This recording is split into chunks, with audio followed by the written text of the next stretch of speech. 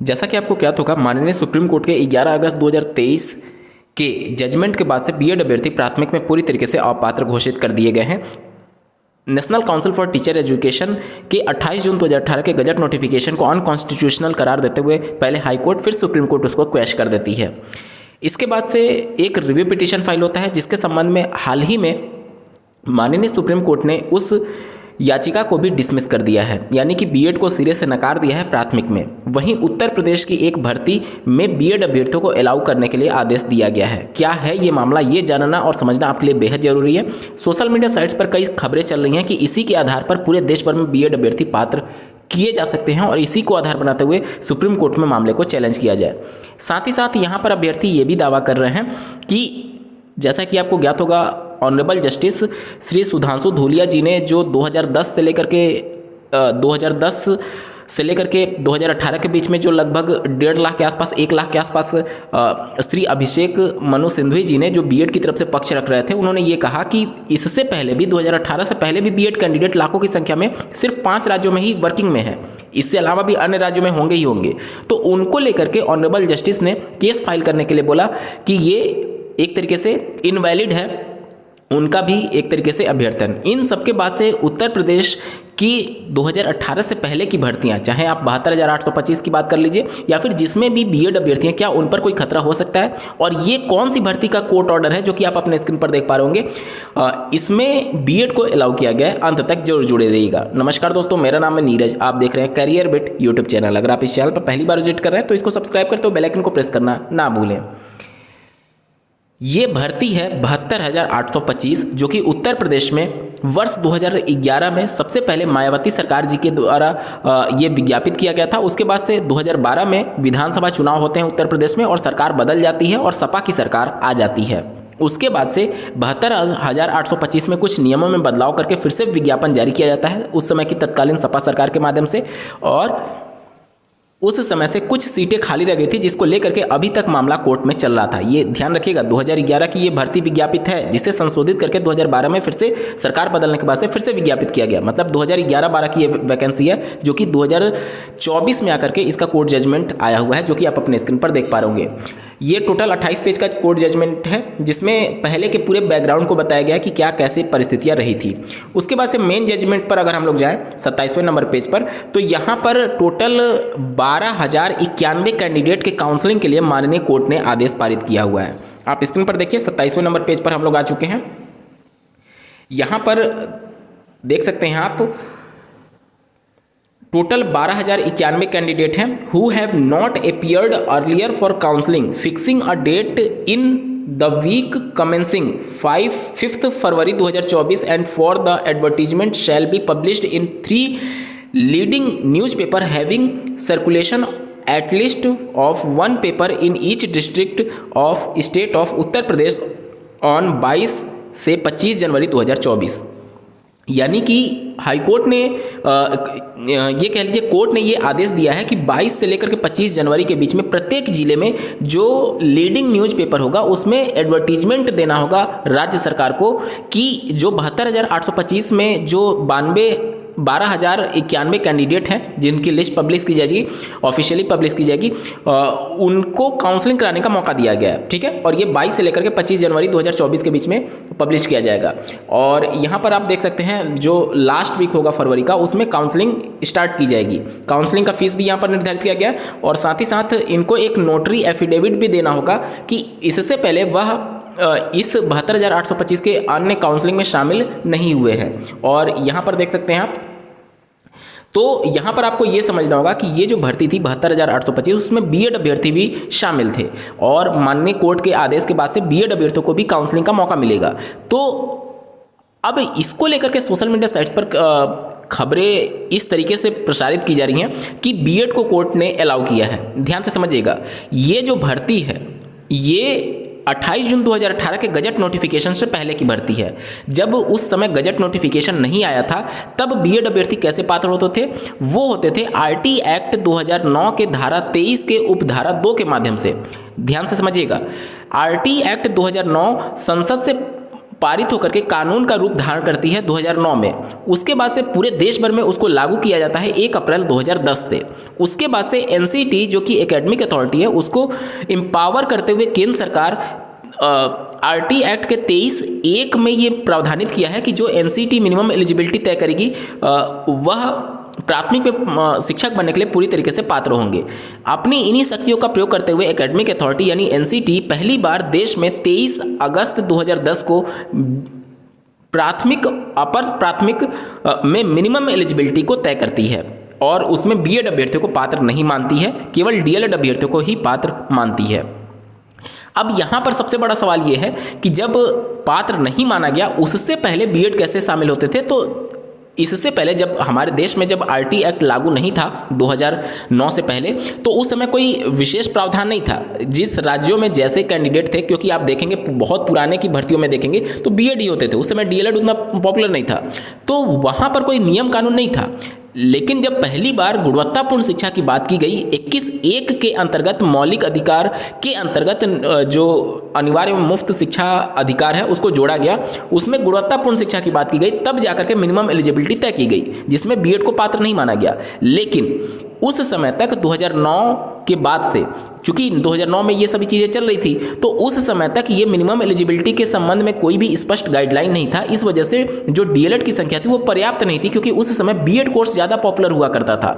तो अब जब डीएलएड की संख्या पर्याप्त नहीं है और मिनिमम एलिजिबिलिटी ही वो है, तो जाहिर सी बात है देश में शिक्षकों की कमी थी उस समय, तो उनको पूरा करने के लिए कुछ ना कुछ तो करना होगा। इसलिए 23(2) उसमें जोड़ा गया आरटी एक्ट में, जिसमें यह प्रावधानित है कि अगर पर्टिकुलर किसी एक राज्य में मिनिमम एलिजिबिलिटी जो कि एकेडमिक अथॉरिटी ने तय की है उनकी संख्या पर्याप्त नहीं है, तो अधिकतम 5 वर्षों के लिए, ये अधिकतम ड्यूरेशन है, इससे कम भी हो सकता है, 1 साल भी हो सकता है, 1.5 साल भी हो सकता है, मतलब कि जब तक वहाँ पर डीएलएड की संख्या पर्याप्त नहीं हो जाती, लेकिन इनकी ड्यूरेशन 5 साल मैक्सिमम होगी, उस समय तक केंद्र की मदद से राज्य अप्रूवल ले सकती है एनसीटी से। अगर वो अप्रूव करते हैं तो वहाँ पर मिनिमम एलिजिबिलिटी जो डीएलएड है उसके अलावा नियमों में छूट दे करके बीएड को अलाउ किया जा सकता है। इसी के अंतर्गत आप देखेंगे उत्तर प्रदेश में 72,825 में बीएड को अलाउ किया गया था। तो जो 72,825 जिसका कोर्ट ऑर्डर आज आया हुआ है, इससे बीएड की एलिजिबिलिटी जो कि 28 जून 2018 के गजट नोटिफिकेशन से तय हो रही थी, उसका कोई लेना देना ही नहीं है, इसका कोई भी लेना देना नहीं है उस गजट नोटिफिकेशन से। और आज भी मैं कहता हूं कि जिस भी राज्य में डीएलएड की संख्या पर्याप्त नहीं है, वहां पर 23(2) अभी भी प्रभावी है। वो संसद से कानून आरटी एक्ट पारित है जिसे क्वैश नहीं किया गया है। मिनिमम एलिजिबिलिटी जो है बीएड की, वह जो 28 जून 2018 का गजट नोटिफिकेशन था उसको क्वैश करने से हुआ है। अगर पर्टिकुलर किसी एक राज्य में अगर डीएलएड की संख्या पर्याप्त नहीं है, तो अगर राज्य सरकार चाहे और वहां पर अभी तक अगर उन्होंने 23(2) की शक्तियों का प्रयोग नहीं किया है, तो वह केंद्र सरकार और एनसीटी के अप्रूवल से बीएड को अलाउ कर सकती है। ये अभी तक प्रभावी है, ये नियम आरटी एक्ट में ये नियम अभी तक प्रभावी है। उत्तर प्रदेश में ये शक्तियों का प्रयोग किया जा चुका है, बिहार में हो चुका है, और ऐसे बहुत सारे राज्य जहां पर डीएलएड की संख्या पर्याप्त नहीं थी, वो सब कुछ अपनी इस एक शक्तियों का प्रयोग कर चुके हैं। अब इनके पास दोबारा मौका नहीं है। ये आप इस मामले को ऐसे समझ सकते हैं, जब Bihar state government 300 something page की एसएलपी लेकर के जो 7वें चरण की भर्ती हुई थी, जब सुप्रीम कोर्ट में गई थी, तो उन्होंने यही बात उसमें मेंशन की आखिरी पॉइंट में, जिसके बारे में मैंने पहले भी वीडियो बनाया था कि राज्य सरकार ये दावा कर रही थी कि हम 23(2) के अंतर्गत बीएड को शामिल कर रहे हैं इसमें 7वें चरण में, लेकिन 23(2) का प्रयोग वो ऑलरेडी कर चुके थे, जो कि मैंने आपको एक डेडिकेटेड वीडियो में बताया। इस वजह से अगर आपने एक बार अपनी शक्तियों का प्रयोग कर लिया, मतलब मैक्सिमम ड्यूरेशन तो उसका 5 ही साल हो सकता है।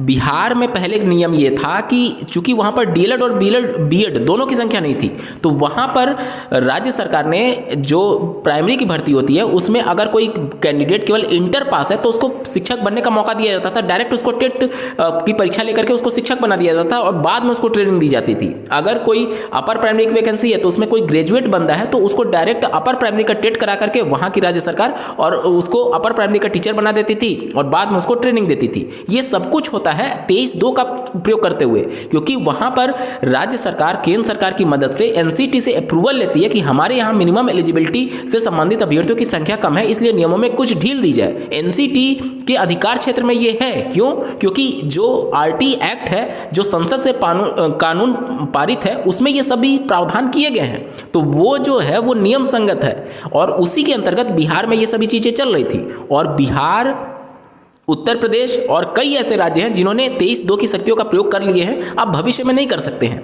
इसी के अंतर्गत 72,825 में बीएड अभ्यर्थियों को अलाउ किया गया था, जिसका कोर्ट जजमेंट आज आया हुआ है 12,091 अभ्यर्थियों को फिर से काउंसलिंग में सम्मिलित कराने के लिए। तो यहाँ पर बीएड अलाउ करने का मतलब ये कतई भी नहीं है कि आने वाली भर्तियों में बीएड को अलाउ कर दिया जाएगा। ये उन शक्तियों का प्रयोग हो रहा था जो कि आरटी एक्ट के धारा 23 के उपधारा 2 में मेंशन की गई हैं। और सुप्रीम कोर्ट ने जो अभी की बात है, जो 28 जून 2018 का गजट नोटिफिकेशन है, उसको क्वेश कर दिया, यानी बीएड को पात्र नहीं माना। और उत्तर प्रदेश में या फिर बिहार में 23(2) का प्रयोग अब किया ही नहीं जा सकता, क्योंकि वो ऑलरेडी उन शक्तियों का प्रयोग राज्य सरकार कर चुकी है और अधिकतम 5 साल के लिए ही ये अलाउड है। और अब उत्तर प्रदेश और बिहार की बात करें तो उत्तर प्रदेश में डीएलएड की पर्याप्त संख्या हो गई है, और बिहार की बात करें तो वहाँ की राज्य सरकार ऑलरेडी हलफनामा दे चुकी है कि हमारे यहाँ डीएलएड की संख्या पर्याप्त है। तो इन कंडीशन में उत्तर प्रदेश, बिहार और जितने भी बड़े राज्य हैं जहां पर डीएलएड लगातार वर्षों में चल रहे हैं, वहां पर बीएड को अलाउ किया ही नहीं जा सकता, क्योंकि वहां पर डीएलएड की संख्या पर्याप्त हो चुकी है। तो ये मैटर अलग है, 72,825 वाला मैटर जिसका कोर्ट जजमेंट आया हुआ है, ये मैटर अलग है। ये 28 जून 2018 के गजट नोटिफिकेशन के हिसाब से बीएड सम्मिलित नहीं हुए हैं, वो सम्मिलित हुए हैं 23(2) के प्रयोग की मदद से, जो कि पूरी तरीके से इससे डिफरेंट मैटर है और इसमें बीएड रहेंगे ही रहेंगे। और जहां तक बात ये आता है कि ऑनरेबल सुप्रीम कोर्ट में श्री अभिषेक मनु सिंघवी जी के द्वारा जो मैटर ये उठाया गया कि 2010 में बीएड लाखों की संख्या में पुरानी भर्तियों में वर्किंग है, तो उन्हें इस मैटर का ज्ञात ही नहीं था। वो एक्चुअली वो समझ ही नहीं पाए कि 23(2) में मैटर है क्या। 23(2) में मैटर ये है कि अगर पर्टिकुलर किसी एक राज्य में बीएड की डीएलएड की संख्या, जो कि प्राइमरी में केवल होती है, अगर उनकी संख्या कम है तो बीएड को अलाउ किया जा सकता है। उन्हीं शक्तियों का प्रयोग करते हुए उत्तर प्रदेश, बिहार और मध्य प्रदेश, छत्तीसगढ़, जिन भी राज्यों का उन्होंने नाम लिया, वो सभी उन्हीं शक्तियों का प्रयोग करते हुए पहले की भर्तियों में बीएड को अलाउ किए हुए थे। और उससे पहले जब आप जाएंगे, जब आरटी एक्ट लागू नहीं हुआ था, तो उससे पहले तो आप देखेंगे कि कोई नियम कानून ही नहीं था। उस समय तो आप देखेंगे कि कोई अगर हाई स्कूल भी है, इंटर भी है, तो उसको भी टीचर बना दिया जाता था। तो उस समय की परिस्थितियों को आज आप चैलेंज नहीं कर सकते। ऐसा थोड़ी है कि आज से 50 साल पहले या फिर आपके हो सकता है किसी की फैमिली में कोई बाबा कोई बहुत सीनियर सिटीजन हो जो कि प्रिंसिपल के पोस्ट से रिटायर हुए हो, लेकिन उनकी जो एलिजिबिलिटी उस समय थी, क्या आज वो केवल उतना ही एलिजिबिलिटी रख करके आप प्रिंसिपल के पोस्ट पर जा सकते हैं? नहीं जा सकते, क्योंकि आज की परिस्थितियों के हिसाब से आज जो नियम है उसके हिसाब से तय होगा। आज से 50 साल पहले क्या परिस्थितियां थी उसके हिसाब से तय नहीं होगा। और जहां तक बात है 72,825 में बीएड अलाउ किया गया, तो नए रिक्रूटमेंट में अलाउ हो जाएगा, या फिर जो अर्नब घोष जी की याचिका है या फिर जो अन्य भर्तियों में ऑनगोइंग प्रोसेस है उसमें इसको दिखा करके अलाउ कर लेंगे, तो ये प्रैक्टिकली पॉसिबल नहीं है। वहां पर ऑनरेबल जस्टिस जो थे वो इस मुद्दे पर डिस्कस नहीं हो रहा था कि 23(2) का प्रयोग हुआ है या फिर 23(1) का प्रयोग हुआ है। वो चूंकि अभिषेक मनु सिंघवी जी ने मैटर को इस तरीके से रिप्रेजेंट किया कि 2010 में भी बीएड अभ्यर्थी चयनित थे। अब वहां पर ऑनरेबल जस्टिस जो थे वो कंफ्यूज हो गए कि क्या ये 28 जून 2018 की शक्तियों का प्रयोग करते हुआ है। इस वजह से उन्होंने कहा कि आप इसको कोर्ट में चैलेंज करिए, हम बाद में देखेंगे। लेकिन वो कोर्ट में चैलेंज हो ही नहीं सकता। क्यों नहीं हो सकता? क्योंकि वो ऑलरेडी जो कानून एग्जिस्टेंस में है, क्योंकि जब तक सुप्रीम कोर्ट आरटी एक्ट को कैंसिल नहीं करती है तब तक ये सभी भर्तियां जो है वो वैलिड रहेंगी। क्यों? क्योंकि वो 23(2) के अंतर्गत हुई है और सुप्रीम कोर्ट ने आरटी एक्ट को कैंसिल नहीं किया है, वो सिर्फ 28 जून 2018 के गजट नोटिफिकेशन को उन्होंने क्वेश किया है। उम्मीद करता हूं आपके डाउट क्लियर हो गए होंगे। इस वीडियो को देखने के लिए आपका बहुत बहुत धन्यवाद। भगवान करे आपका दिन शुभ।